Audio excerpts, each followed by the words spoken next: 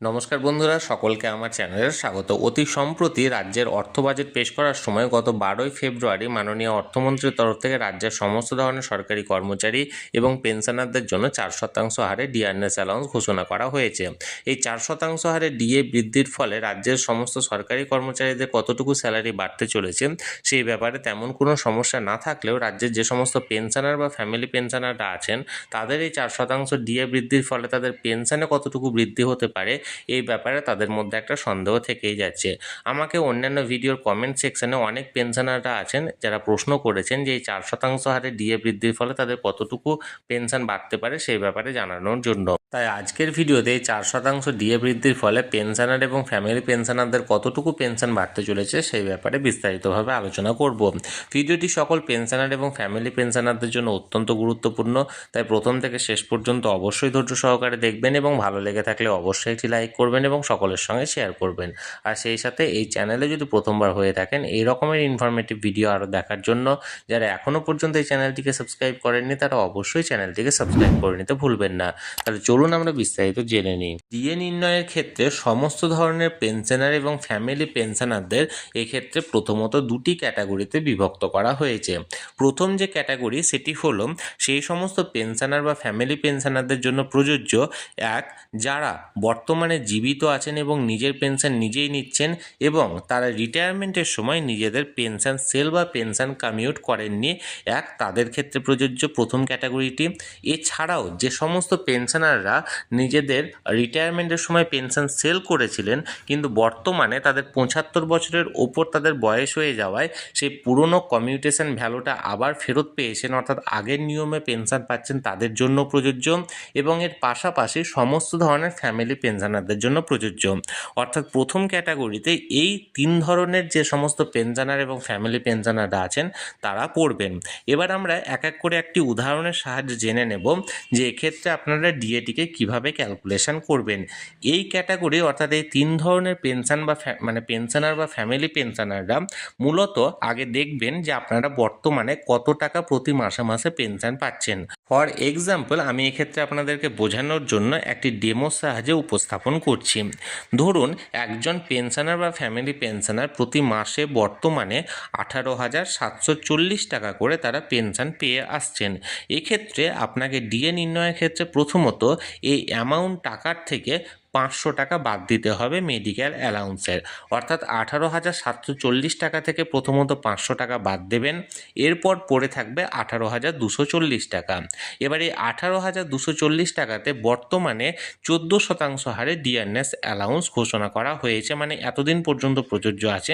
তাই এই 18,240 টাকাকে 1.14 দিয়ে ডিভাইড করবেন, অর্থাৎ 18,240 ডিভাইডেড বাই 1.14। এক্ষেত্রে দেখবেন ক্যালকুলেশনের পর রেজাল্টটা আসবে 16,000 টাকা। অর্থাৎ এক্ষেত্রে সেই সমস্ত পেনশনার বা ফ্যামিলি পেনশনারদের বেসিক পেনশন হবে 16,000 টাকা।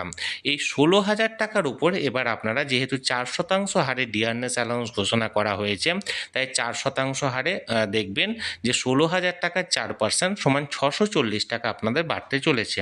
অর্থাৎ এক কথায় বলতে গেলে মূল যে পেনশনটি এতদিন পেয়ে আসছিলেন সেই পেনশন থেকে ধরুন 18,740 মাইনাস 500 টাকা করবেন, মাইনাস 500 টাকা করার পর 18,240, এই 18,240 টাকাকে 1.14 দিয়ে ডিভাইড করবেন। এরপর আসবে যে রেজাল্টটা, ধরুন এক্ষেত্রে আমার এলো 16,000 টাকা। এই 16,000 টাকাটা হলো বেসিক পেনশন।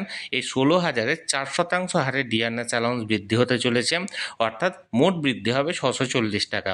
অর্থাৎ এক্ষেত্রে 1 এপ্রিল থেকে আপনার পেনশন হবে আগের 18,740 প্লাস 640 সমান 19,380 টাকা। আশা করি আমি বিষয়টি আপনাদেরকে বোঝাতে পারলাম।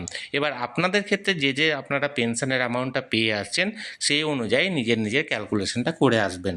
এবার আমরা দ্বিতীয় ক্যাটাগরি নিয়ে আলোচনা করব। দ্বিতীয় ক্যাটাগরিটি মূলত সেই সকল পেনশনারদের জন্য প্রযোজ্য যারা বর্তমানে রিটায়ার করার পর নিজেদের পেনশন কমিউট করেছেন, অর্থাৎ সেই ক্ষেত্রে 30% বা 40% নিজেদের পেনশন সেল করেছেন।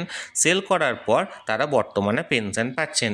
এক্ষেত্রে সর্বপ্রথমে আপনাকে নিজের যে পিপিওটা আছে সেই পিপিওটা আপনাকে বার করে দেখতে হবে, অর্থাৎ পেনশন পেমেন্ট অর্ডার যেটা আছে আপনার, সেই পেনশন পেমেন্ট অর্ডারটা আপনাকে বার করতে হবে। এবার আমরা এক নজরে একটা এক্সাম্পলের সাহায্যে দেখে নেব যে এক্ষেত্রে আপনি কিভাবে নিজের পেনশনটাকে ক্যালকুলেট করবেন। ধরুন ফর এক্সাম্পল একজন ব্যক্তি বা একজন পেনশনার বর্তমানে 18,740 টাকা প্রতি মাসে মাসে পেনশন পেয়ে আসছেন। এই 18,740 টাকার পাশাপাশি তিনি নিজের পিপিওটা বার করে দেখলেন যে তার পিপিওতে তিনি 2,280 টাকা নিজের পেনশন কমিউট করেছেন, অর্থাৎ পেনশন সেল করেছেন। এক্ষেত্রে এই দুটোকে যোগ করতে হবে, অর্থাৎ 18,740 যেটা তিনি প্রতি মাসে মাসে পাচ্ছিলেন সেটা প্লাস তিনি যে পরিমাণ অ্যামাউন্টটা সেল করেছেন অর্থাৎ কমিউট করেছেন সেইটা অর্থাৎ 2,280। এক্ষেত্রে দুটো যোগফল হলো 21,020 টাকা। এবার এটা আমি ফর এক্সাম্পল দেখাচ্ছি, আপনাদের ক্ষেত্রে ভিন্ন হবে। এই 21,020 টাকা থেকে এবার প্রথমত তাকে 500 টাকা বাদ দিতে হবে। ধরুন এক্ষেত্রে 21,020 মাইনাস 500 সমান 20,520 টাকা হলো। এবার এই 20,520 টাকাকে 1.14 দিয়ে ডিভাইড করতে হবে। যেহেতু বর্তমানে 14% হারে ডিয়ারনেস অ্যালাউন্স প্রযোজ্য আছে, তাই 20,520 ডিভাইডেড বাই 1.14 এক্ষেত্রে হলো 18,000 টাকা। এবারে 18,000 টাকা 4% ক্যালকুলেশন করতে হবে, অর্থাৎ 18,000-এর 4% হলো 720 টাকা। এক্ষেত্রে তিনি তার মানে টোটাল পেনশনটা হবে 4% নতুন ডিয়ারনেস অ্যালাউন্স ঘোষণা করার পর 21,020 প্লাস 720 সমান 21,740 টাকা। এবার এই 21,740 টাকা থেকে যেহেতু তিনি এর আগে 2,280 টাকা কমিউট করেছেন, পেনশন কমিউটেশন করেছেন, তাই 21,740 মাইনাস 2,280 সমান 19,460 টাকা হবে তার 1 এপ্রিল থেকে প্রাপ্ত পেনশনের পরিমাণ। আশা করি আমি বিষয়টি বোঝাতে পারলাম। ধরুন আপনি বর্তমানে প্রতি মাসে মাসে এই মুহূর্তে 18,740 পাচ্ছেন এবং এর আগে আপনি পিপিওতে দেখলেন যে আপনি 2,280 টাকা সেল করেছেন অর্থাৎ কমিউট করেছেন। দুটোকে যোগ করে নিয়ে আপনার দাঁড়ালো 21,020 টাকা। এই 21,020 টাকা থেকে 500 টাকা বাদ দিলেন, দাঁড়ালো 20,520 টাকা। এবার এই 20,520 ডিভাইডেড বাই 1.14 সমান 18,000 টাকা। এবার এই 18,000-এর 4% সমান 720 টাকা আপনার ডিএ বাবদ বাড়তে চলেছে, অর্থাৎ 21,020 প্লাস 720 সমান 21,740 টাকা হলো আপনার নতুন পেনশনের পরিমাণ। এবার যেহেতু আপনি আগে 2,280 টাকা আপনি সেল করেছেন, তাই এই 2,280 টাকা মাইনাস করে 19,460 টাকা যেটা দাঁড়ালো সেটা হবে আপনার প্রাপ্ত পেনশনের পরিমাণ ফ্রম 1 এপ্রিল 2025। আশা করি আমি বিষয়টি বোঝাতে পারলাম। তাহলে বন্ধুরা 4% ডিয়ারনেস অ্যালাউন্স বৃদ্ধির ফলে পেনশনারদের পেনশন কতটা বাড়তে চলেছে সেই নিয়ে আমি বিস্তারিত আজকের এই ভিডিওতে জানানোর আপনাদেরকে চেষ্টা করলাম। আপনাদের যদি এই বিষয়ে কোনো রকম কোনো প্রশ্ন থাকে অবশ্যই কমেন্ট করুন, আমি চেষ্টা করব আপনাদের সকলের প্রশ্নের যথাযথ উত্তর দিতে। আর এই ভিডিওটি ভালো লেগে থাকলে অবশ্যই একটি লাইক করুন এবং সকলের সঙ্গে শেয়ার করুন। সেই সাথে এই চ্যানেলে যদি প্রথমবার হয়ে থাকেন এই রকমের ইনফরমেটিভ ভিডিও আরও দেখার জন্য যারা এখনও পর্যন্ত এই চ্যানেলটিকে সাবস্ক্রাইব করেননি তারা অবশ্যই চ্যানেলটিকে সাবস্ক্রাইব করে রাখুন। ধন্যবাদ, দেখা হচ্ছে পরের ভিডিওতে।